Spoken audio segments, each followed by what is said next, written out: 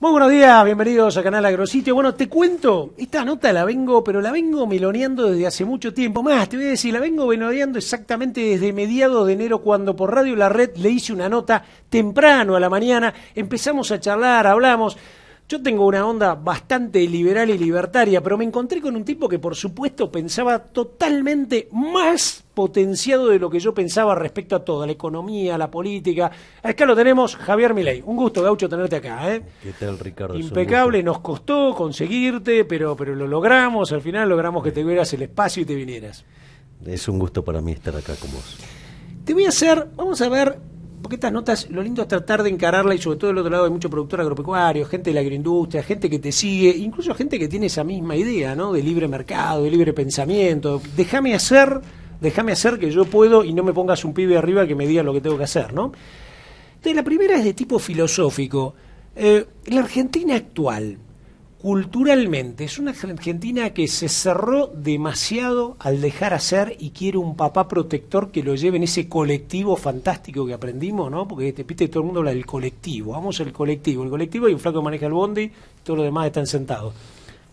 Yo creo que tu pregunta es verdaderamente formidable en el sentido que le está pegando justo al corazón del problema. Básicamente lo que vos te encontrás es que la gente pide estado presente, ¿sí? Y lo que no se da cuenta es que pedir estado presente es como darle la llave de tu casa a los ladrones, ¿sí? Dejar que roben todo lo que quieran y que cuando terminaron, en realidad vos le decís, mire, le falta robar esto, le abrís la caja fuerte, ¿sí? Y después que terminó todo eso, ¿sí? Le decís, bueno, es más, le traigo un camión de mudanza para que se pueda llevar todo. Y te quedas contento. Claro, encima después le da las gracias. Entonces, la sensación que yo tengo es que además en Argentina, como consecuencia del populismo, donde las bases del populismo son dos en lo económico, ¿no? Por un lado, en lo fiscal es el despilfarro fiscal de los keynesianos, que básicamente surge de ese libro nefasto, inmundo, asqueroso, repugnante, que fue La basura general de 1936, escrita por Keynes, donde básicamente es un panfleto para la corporación política dedicado a políticos chorros y mesiánicos, donde básicamente hace un culto al derroche, eso por un lado, y por otro lado los delirios monetarios de los estructuralistas locales, todos seguidores de Julio Hipólito Guillermo Olivera, que básicamente les dio el andamiaje para convalidar monetariamente cualquier disparate. Esos dos elementos además afectan fuertemente a la producción de economistas en Argentina, que la mayor productora de economistas en Argentina es la keynesianera de Córdoba y Junín, donde solo se explica, digamos, economía que va desde el marxismo, y lo más liberal que tenés es Keynes. Claro. O sea, el socialista Keynes, el que quería instaurar el comunismo por mano suave, ¿sí? Ese es el más liberal.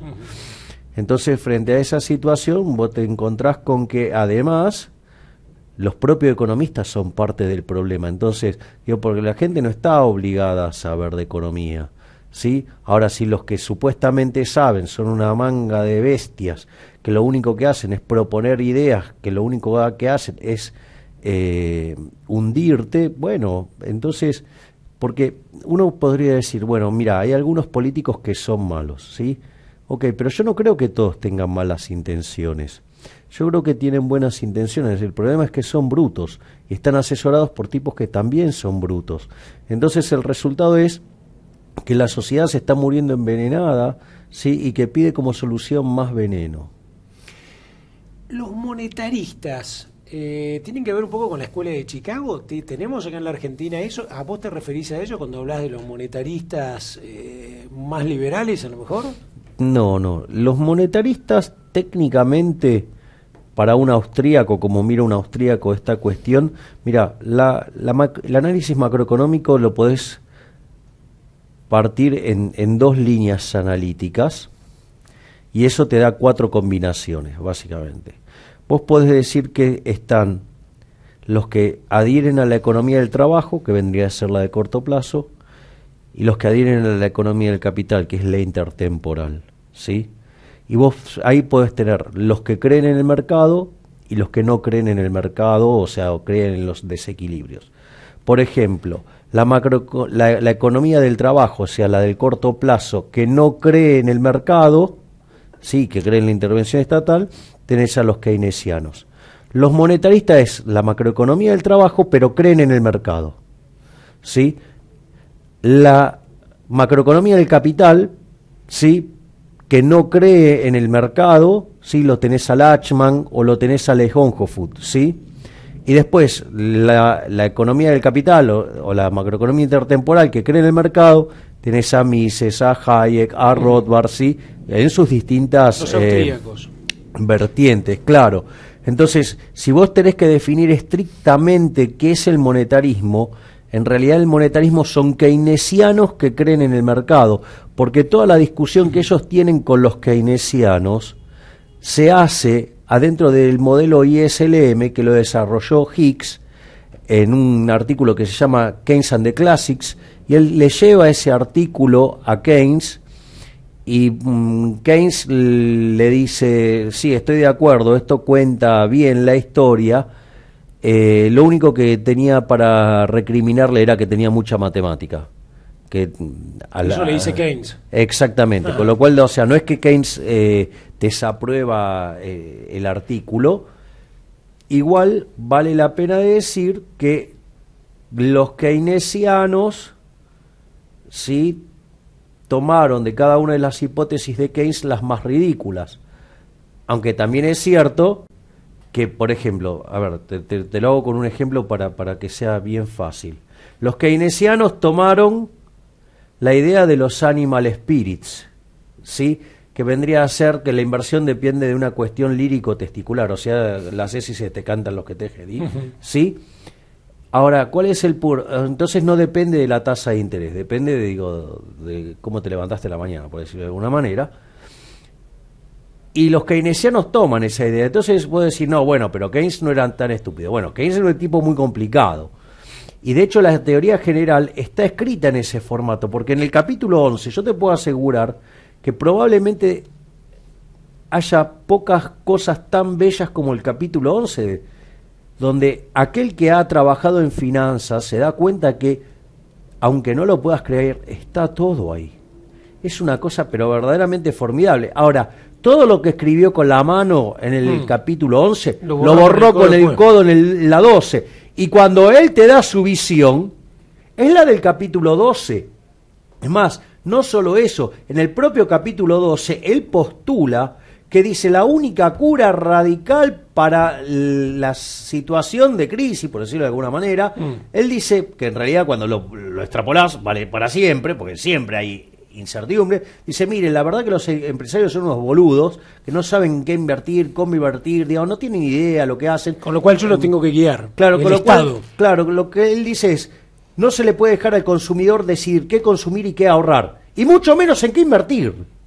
O sea, Keynes adhería al comunismo, o sea, y de hecho él quería instalar el comunismo por mano suave, porque cuando él vuelve de Rusia, ¿sí?, después de la revolución, la cual él bancó, ¿sí?, desde la sociedad Fabiana, con sus amigos de la sociedad Fabiana y desde el círculo Bloomsbury, donde él estaba, ¿sí?, cuando él vuelve escribe 3 ensayos y dice que él en realidad está de acuerdo con el modelo es el correcto, que ya sabemos cómo terminó, y que lo único que cuestionaba era la violencia con la cual se instauró, es decir, que era propia de los judíos, o sea, además era antisemita, y no solo eso, en la basura general de 1936, en la edición alemán, le canta una oda a Hitler, o sea, él apoyaba a Hitler, le apoyaba a Mussolini, todo lo que era totalitario le encantaba, porque en el fondo lo que él creía era que como él era un ser superior,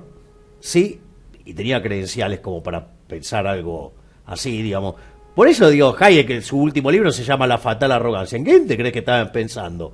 En este tipo, digamos, claro. O sea, que se creía con la facultad de decir qué era lo que vos tenías que consumir, qué era lo que tenías que ahorrar, en dónde tenías que invertir. Y él tenía que guiar tu vida porque vos eras tan pelotudo que no sabías qué hacer, pero él lo sabía todo. De ahí la fatal arrogancia, ¿sí? Y de hecho, mirá, esto no es tan alejado.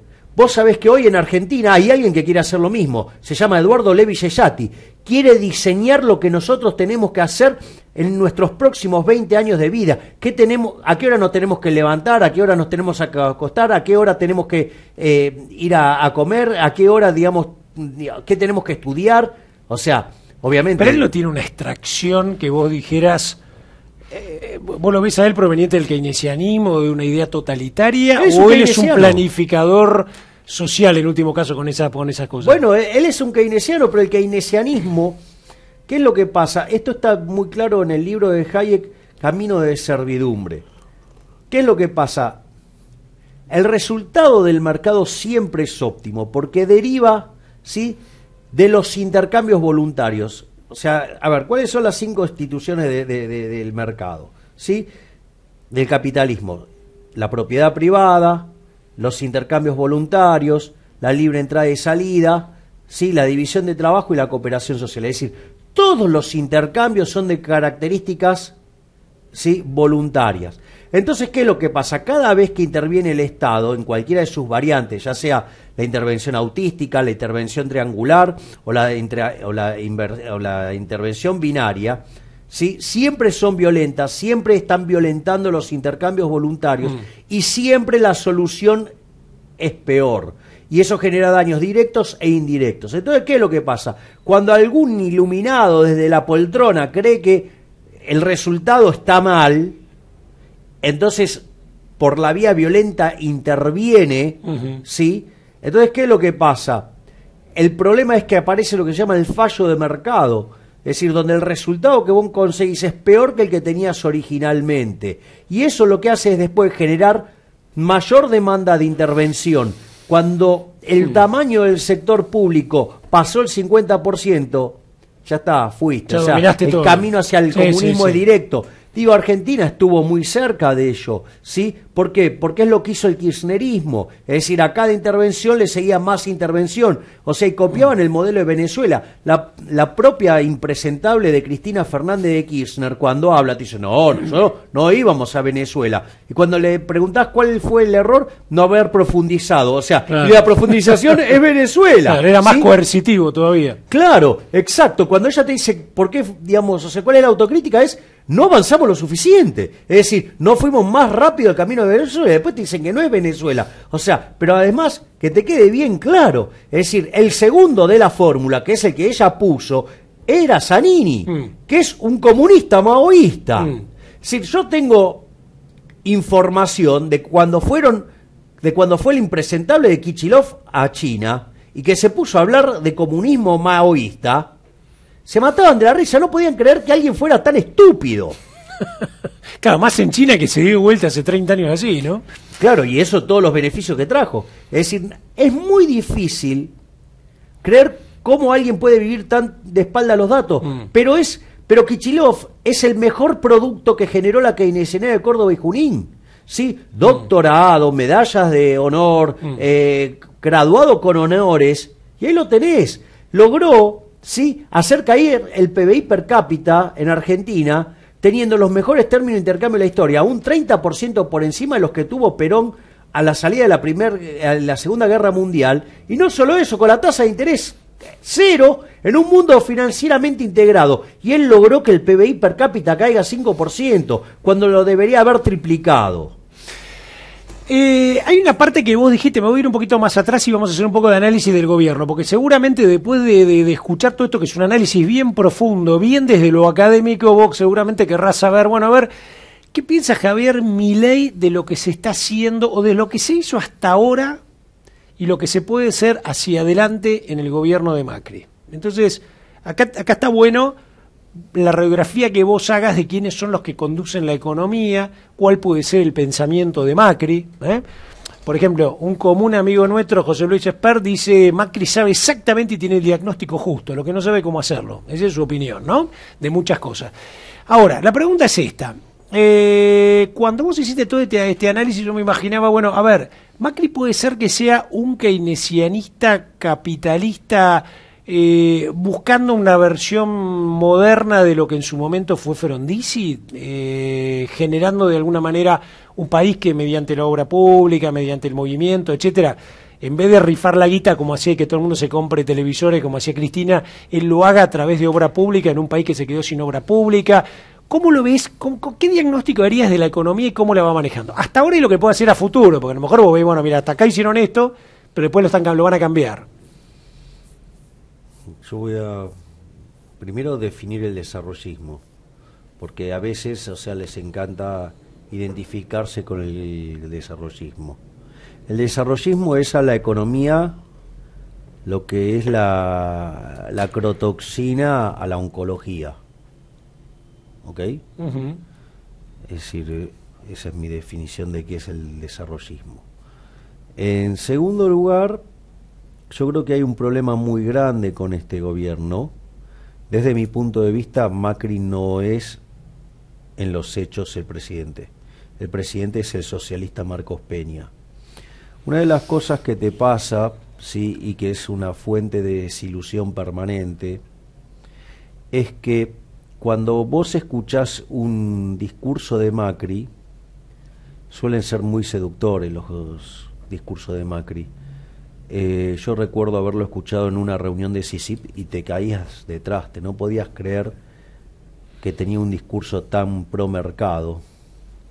Con lo cual, digamos, eso tampoco es coherente con el desarrollismo, que tiene una base marxista. Es decir, entonces, cuando vos lo escuchás a Macri, te quedás verdaderamente impactado, pero sucede que después, en realidad, hacen otra cosa totalmente distinta. Lo hago con un ejemplo. Macri abre el foro del mini Davos en Argentina, ¿sí? Y cuando lo abre, dice, con esta presión fiscal no es posible crecer, vamos a bajar los impuestos. Dice literalmente eso. A los 2 días sale el presupuesto enviado por Marcos Peña que aumentaba la presión fiscal y buscaba llevar el impuesto a las ganancias sobre los trabajadores al 45%. Que no salió porque se armó un revuelo de novela. Entonces, ¿cuál es el problema con este gobierno? Que tenés un presidente que tiene un discurso, por lo menos hasta hace un tiempo se los escribía Rosisner, o sea, con lo cual los discursos tenían un formato liberal, pero digo, en los hechos, digamos, la economía la maneja el ignorante bruto socialista de Marcos Peña. Entonces, el problema es que te ponen el guiño para un lado y van para el otro.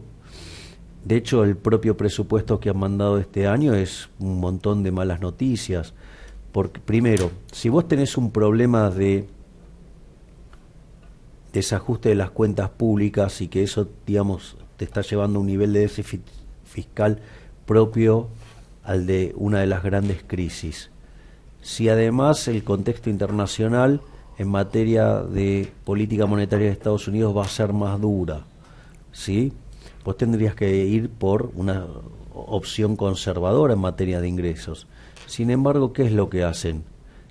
El Banco Central está apuntando a una tasa de inflación para el año que viene del 10% y el gobierno manda un presupuesto con una inflación tomando el promedio que te da 15, más 3,5% de crecimiento. O sea, estás casi en 19% de crecimiento en los ingresos.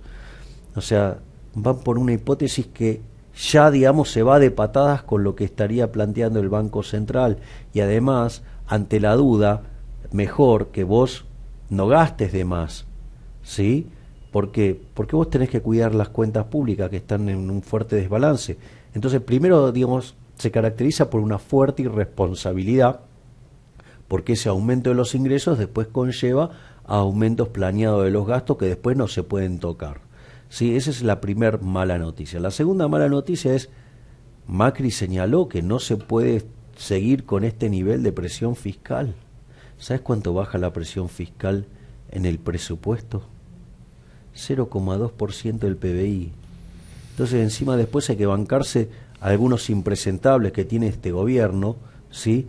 que dicen, no, critican la reforma que todavía no se conoce. Bueno, digo, entérate que las cosas se filtran, y además cuando aparece una definición como la que apareció de Duhovne diciendo la reforma tiene que ser neutra, bueno, si la reforma tiene que ser neutra, en terminología de Rothbard nada cambió, porque ¿qué es lo que hace Rothbard? Rothbard separa la sociedad entre aquellos que nos rompemos el lomo laburando y somos fagocitados por un conjunto de parásitos, es decir, que el otro grupo son los parásitos que viven del fruto de nuestro trabajo. Y la reforma la van a hacer los parásitos. ¿Qué chances crees que tenés de que nos devuelvan la plata? Muy baja, muy baja. Y de hecho, digamos, la reforma a la que están apuntando, que sea neutra, es eso. Y además, lo otro es, lo que te devuelven es muy poquito, casi que te diría que nada. Entonces, a ver, si tenemos 15 puntos de diferencia de presión fiscal respecto a los que serían nuestros competidores naturales, y vos vas a bajar 0,2 de presión fiscal por año, estamos en 50 y 25, en 75 años vamos a tener los niveles de presión fiscal de nuestro vecino. Decime una cosa, Javier. Pero hay más malas noticias, porque lo único que baja de los gastos, que bajan un punto, son una transferencia al sector privado, que son los subsidios económicos.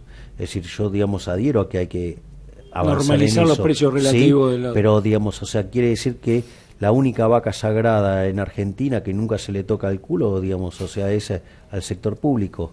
Es decir, nosotros siempre somos los boludos que pagamos. Che, la verdad que me parece que... Te pido perdón por la terminología, pero es tan agresivo lo de la corporación política y cómo nos roba y cómo nos estafa, porque además somos los que pagamos los impuestos en blanco más alto del mundo, sí, y tenemos prestaciones peores que los africanos, eso sí, tenemos políticos ricos. Entonces hay que llegar a un momento de decir las cosas como son, sí, son unos chorros, sí, y nos están hundiendo, y por culpa de esa basura de la corporación política nos estamos hundiendo, porque yo no tengo por qué soportar a la bipolar de Tolosa decir que el liberalismo quiere avanzar, digamos, sobre la sociedad y marginar a la política, porque en realidad lo que nos están empobreciendo son los políticos. O sea, y ella, que nunca laburó en su vida y que lo único que hizo fue ser política, ella sí es multimillonaria.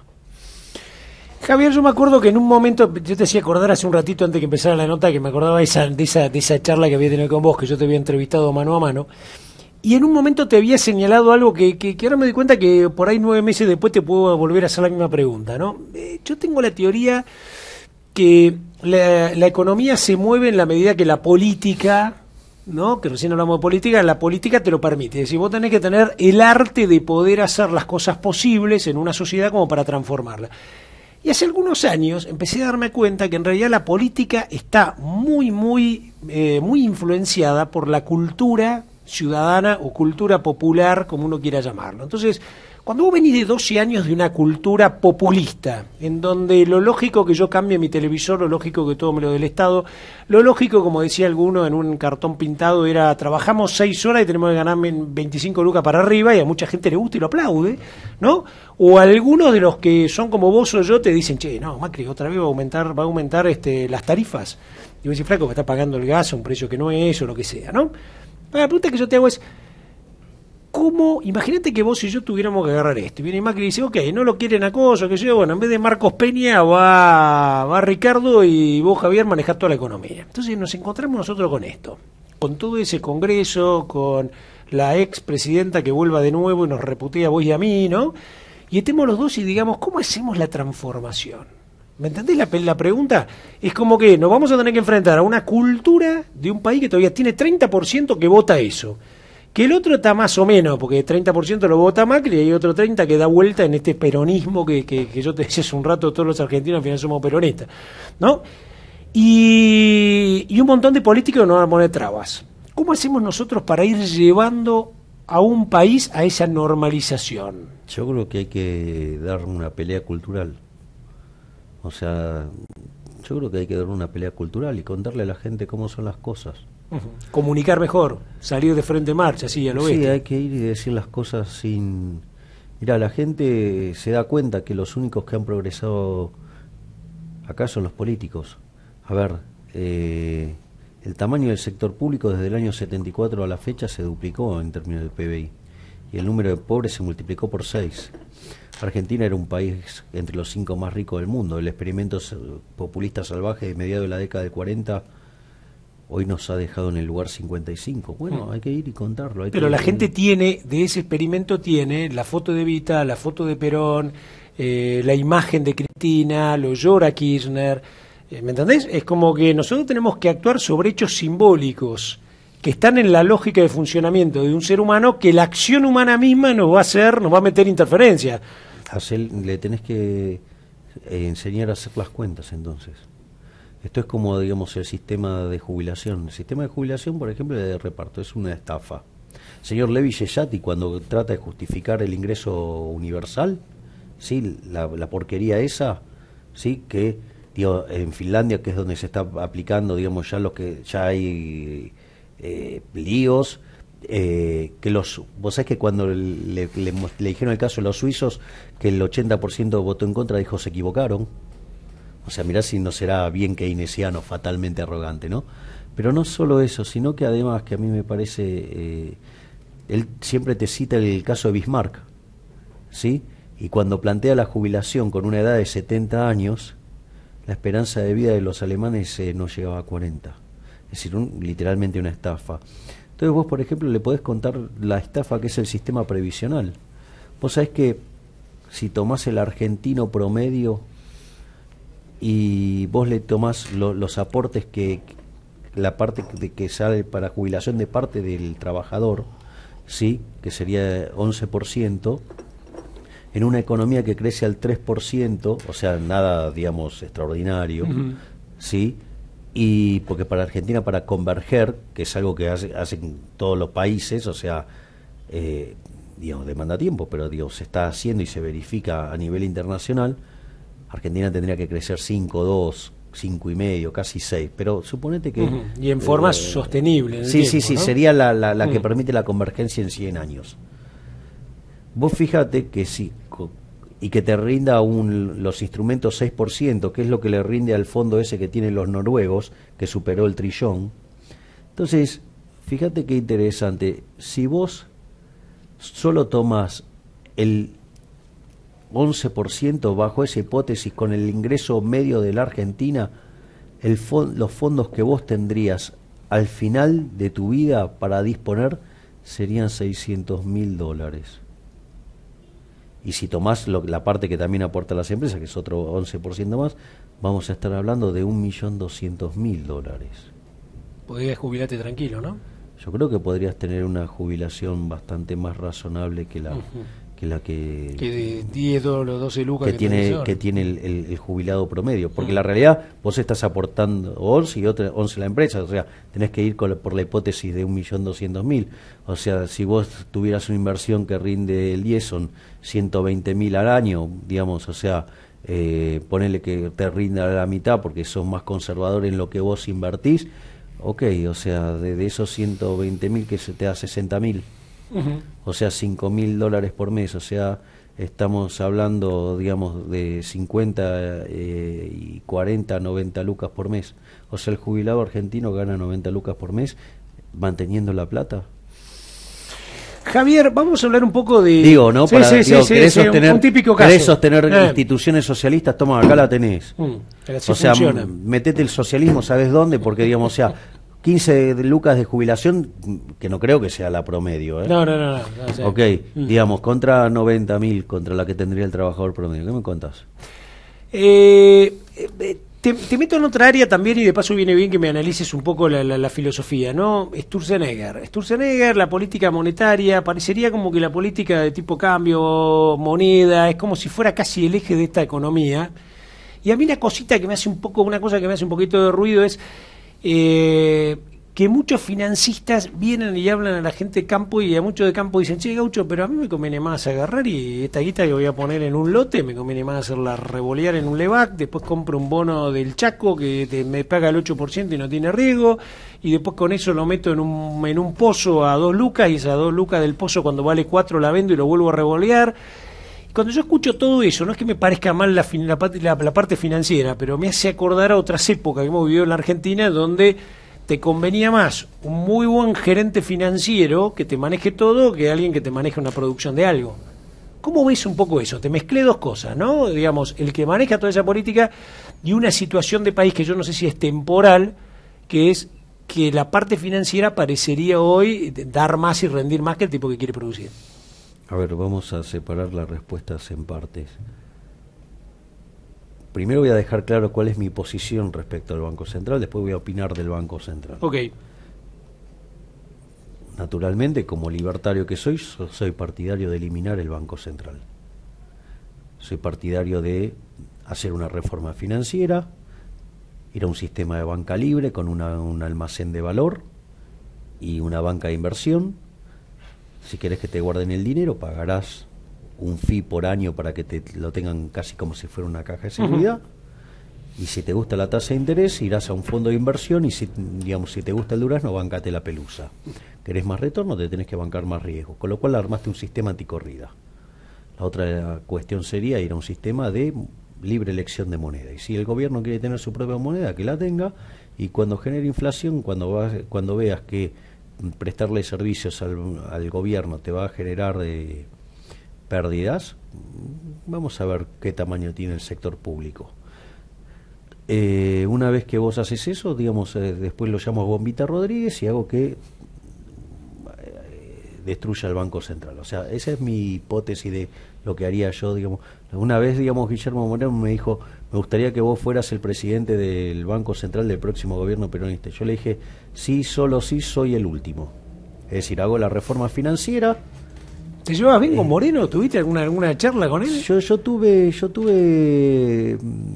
2 debates y la verdad que los 2 debates fueron con mucho respeto, a diferencia de cómo trata a los demás. Sí, se ve que sabía que vos cuando te jorobabas mucho pegabas un par de gritos y que no quería bancarse. No, yo creo que no, él, lo que pasa es que él separa con mucha claridad, los que saben de economía y los que son chanta, entonces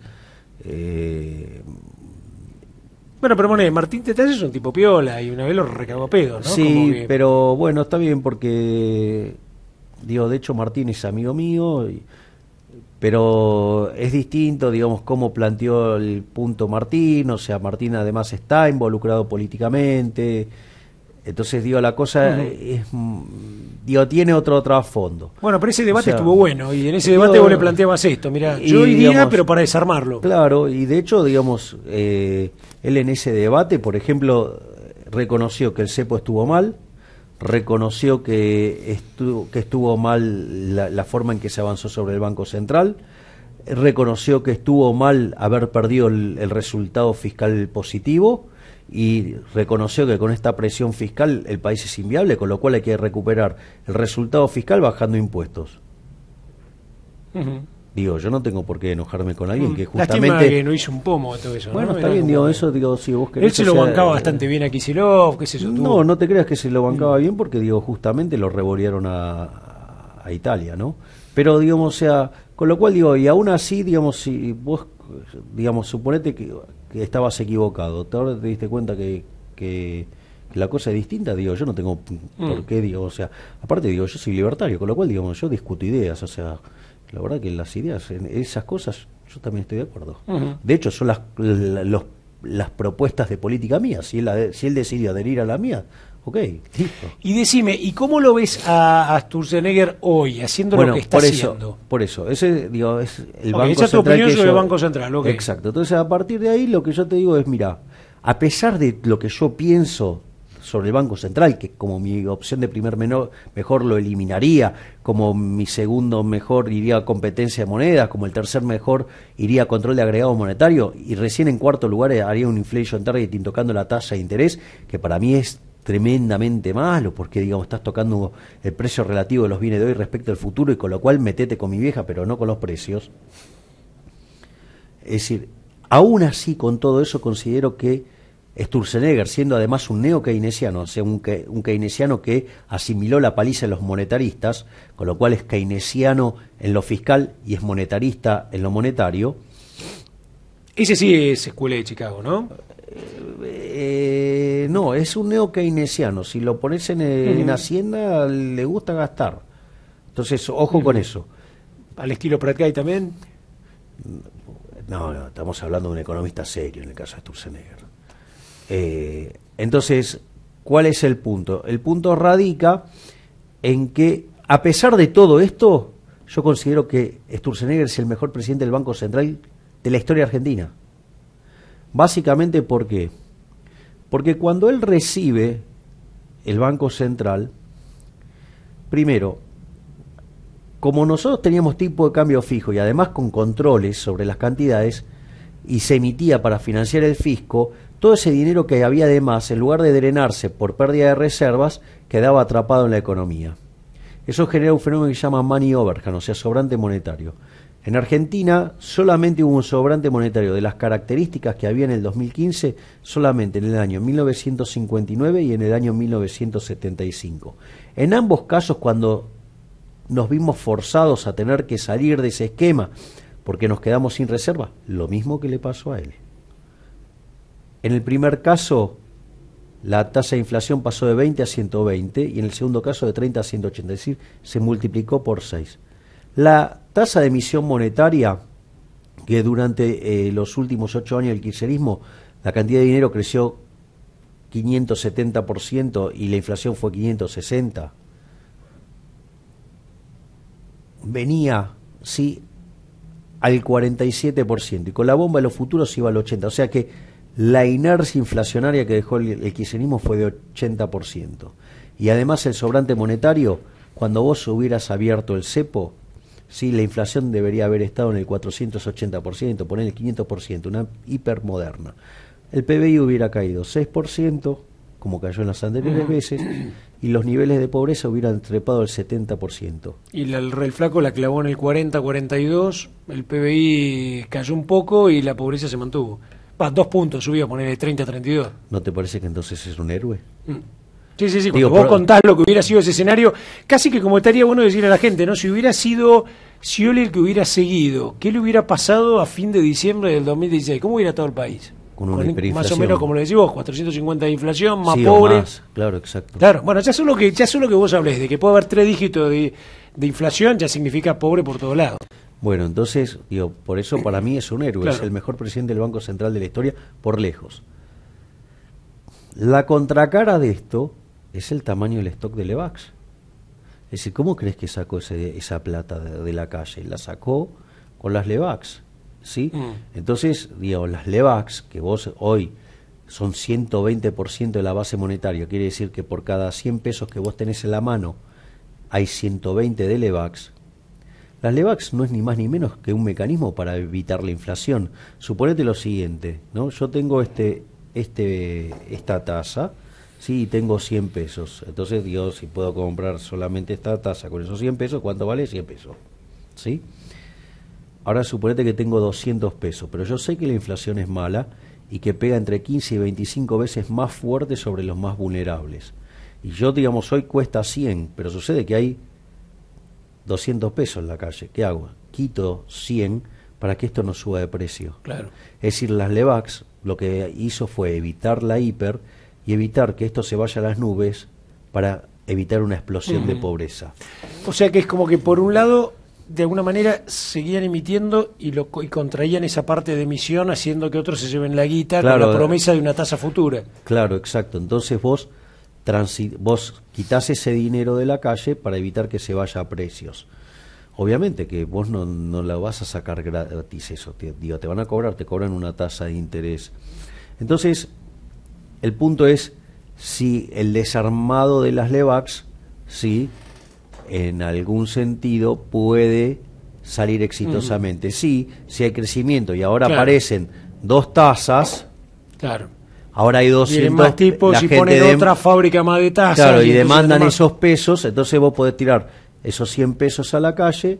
Claro. Y ahora no hubo inflación. O sea, hay una chance, pero claro, el problema es que Sturzenegger además se encuentra con que tienen que comprarle los dólares al fisco, entonces después los tiene que esterilizar por otro lado.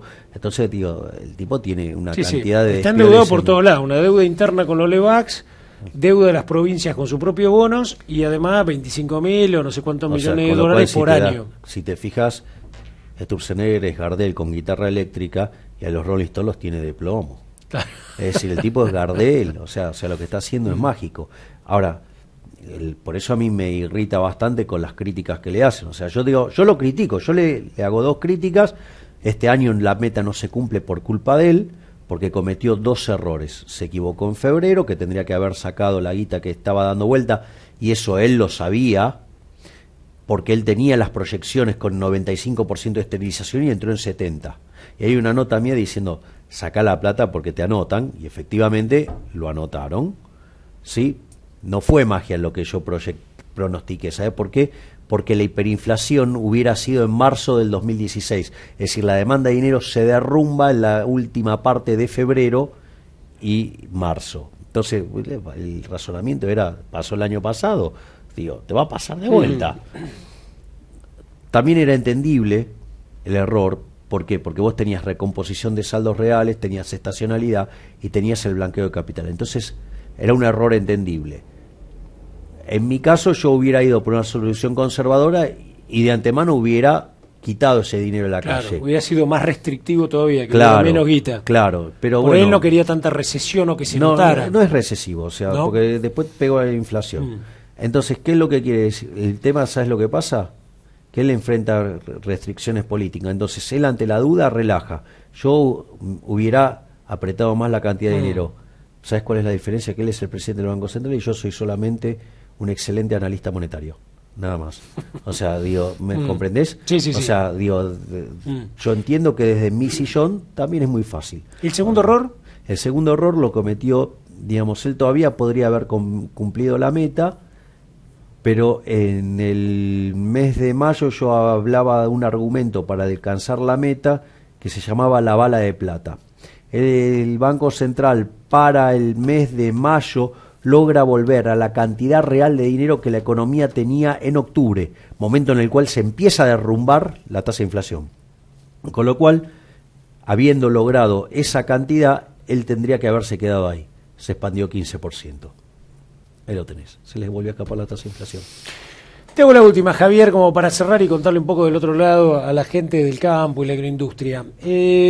Los héroes. Los héroes, ¿no? Los héroes del país, el sector más productivo de la Argentina. La gente tiene un poco la mística que es el único sector que le va bien y la realidad es que el campo también está bastante golpeado. Márgenes muy chicos y el que no está además inundado o anegado. Pero bueno, es un poco la cultura pero popular. Es el sector más dinámico de la Argentina, o sea, y lo revientan impuestos. O sea, pese a la nefasta corporación política chorra, parasitaria e inútil, logra sobrevivir. O sea, y hay que sobrevivir a estos ladrones. Cuando vos mirás un poquito lo que se va proyectando, ¿no? Hicimos un balance del pasado, nos metimos en lo que fue arrancar el 2016 sin que explotara una bomba que podía haber generado una hiperinflación. 2017 lo venimos navegando. Cuando uno mira 2018, 2019, pensando que el 23 de octubre amanezcamos ya con un titular que diga, bueno, la gente apuesta a esto, muchachos, tienen toda la mochila, vayan para adelante, hagan las cosas, ahora ya la política no los va a jorobar. Cuando vos miras lo que viene hacia adelante, lo ves como que va a ser muy lento, pero se acomoda, como si yo te dijera, mira, la taza no termina de fabricarse, pero se está fabricando. O sea, ves el platito, la cuchara. ¿Lo ves así o lo ves como que de repente, no, mira, va a haber una sola taza? Muchas promesas de que voy a fabricar la segunda, pero no la hago. Para mí Argentina es un país inviable. La única forma de crecer es invirtiendo. Y para invertir necesitas ahorro. Y Argentina tiene un problema de ahorro básicamente porque el sector que más desahorra de la economía argentina es el sector público. De hecho, si vos corrigieras por la presencia del sector público, los argentinos ahorramos el 50%. ¿Sí? Lo que pasa es que el sector público es una máquina de desahorrar, porque vos fíjate, Argentina tiene un ahorro de 15 puntos del PBI, ¿sí? Digamos, pero el sector público, ponele redondeado 10% de ese ahorro. O sea, con lo cual, si no fuera por el sector público, estaríamos en 25, pero sucede que el sector público es la mitad de la economía. Quiere decir que la otra mitad de la economía genera 25% de ahorro sobre 100, ¿no? O sea, con lo cual, o sea, es el 50%. O sea, la verdad que si no fuera por la basura de la corporación política, sí, creceríamos a tasas chinas. ¿Cuánto sería un estándar de ahorro? Digamos, depende de las economías. O sea, por ejemplo, China ahorra más de 40 puntos, sí, por eso invierte tanto y crece a tasas chinas. ¿Los países nórdicos? Los asiáticos crecen, tienen cerca de 30 y, digamos, los latinoamericanos 22. Los nórdicos, o sea, digamos, están básicamente en torno al 25. Tampoco es tan extraordinario. Los alemanes deben ser tipo, ¿no? No, en general, ¿no? Digamos, los países desarrollados ya no ahorran tanto, andan entre el 20 y el 25%. Okay. O sea, digo, ahí tenés a todos los países. O sea, ¿cuánto dijiste que nos daba a nosotros? Si nosotros, o sea, no tuviéramos a los parásitos de los políticos. Pero hoy 50, con los parásitos, ¿cuánto tenemos? 15.